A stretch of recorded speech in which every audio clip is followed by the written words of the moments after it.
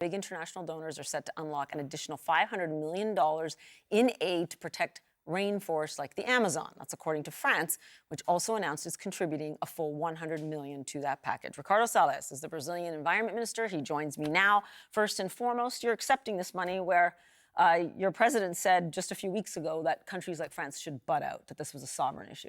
Of course, we do accept the funds, although actually we have expected those funds since 2005 when the Kyoto Protocol has given a right to receive for carbon taxes to Brazil, carbon credits, and we're still waiting for those funds. We still have 250 million tons of carbon at $10 per ton.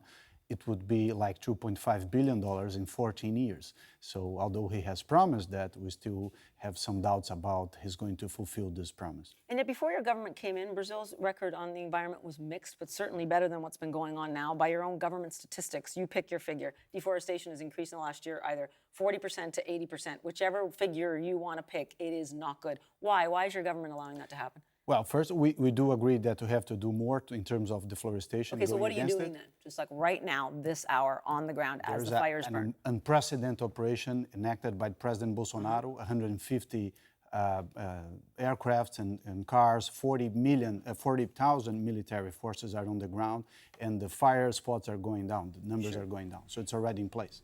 Good news. What are you doing next year, though, to make sure that these figures that your own government has released don't get up to that level, that deforestation actually decreases, if that's even a policy of your government? No, it is. Is it because your president has announced that, in fact, he thinks there's too much restriction? No, but you're correct. But it is our policy.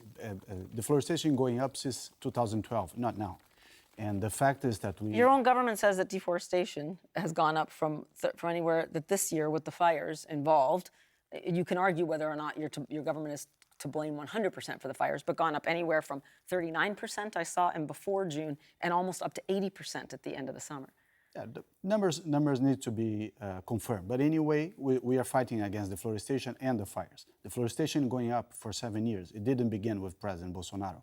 So we have in us to realize that what is the problem, what is the main source of the pressure over the forest, is the lack of prosperity, lack of sustainable development for those more than 20 million Brazilians who live in that place. We are talking a zone which is 50% of the United States. It's not a small place. But you cannot place this on the well-being of indigenous peoples or other people living in poverty in Brazil. At the end of the day, they will continue to live in poverty if Brazil's climate goes downhill the way it has been in the last year. No, they shouldn't. They shouldn't be continue to live in poverty. They can have opportunity, they can have income, jobs, and these things. And in order to have that and reduce the pressure over the forest that this poverty situation gives, we need to provide them some sort of opportunity. And that's why we need an economic development in order to give them this opportunity. In terms of that economic development perhaps being at odds with a world plan, we just had the conversation about where do you balance that. Have you guys changed your opinion in the last few months about where you balance that when you saw the extraordinary fires burning and the fact that they were clearly out of control? Well, actually, they're not out of control. We see that Bolivia, for instance, put the fire due to the decree that the president has signed. Nobody's saying anything about it. Africa is on fire. Alaska in the United States on fire. The EPA administrator told me he felt with the smoke that he saw 2 weeks ago over there. So fire is a huge problem worldwide. It's not out of control. And yet we have, whether it's the EPA or your government, continuing to actually blow through a lot of environmental protections, not raise them up and try and fortify them.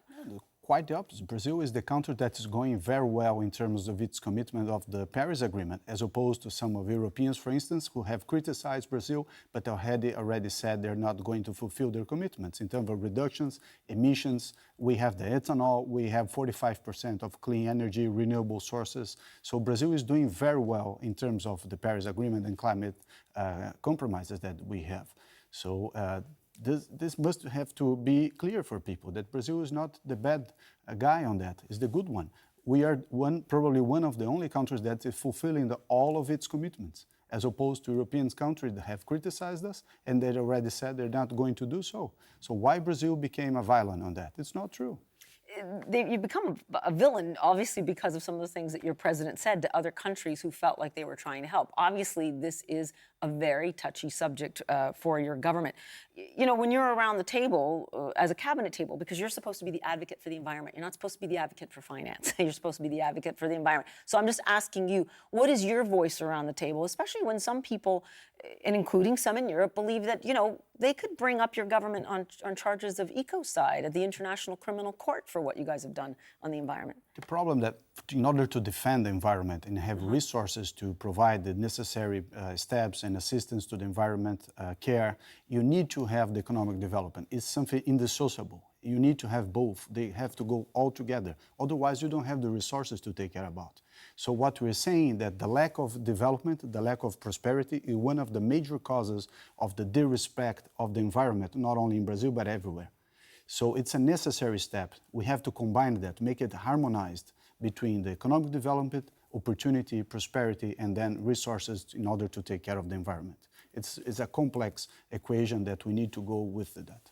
Yeah, and the climate is obviously very complex as well. We will continue to see in the next year to hope there's improvement on. We'll obviously have you back. We appreciate you being here, especially as the topic is in front of the UN this week. Thanks so much. Thank you very much.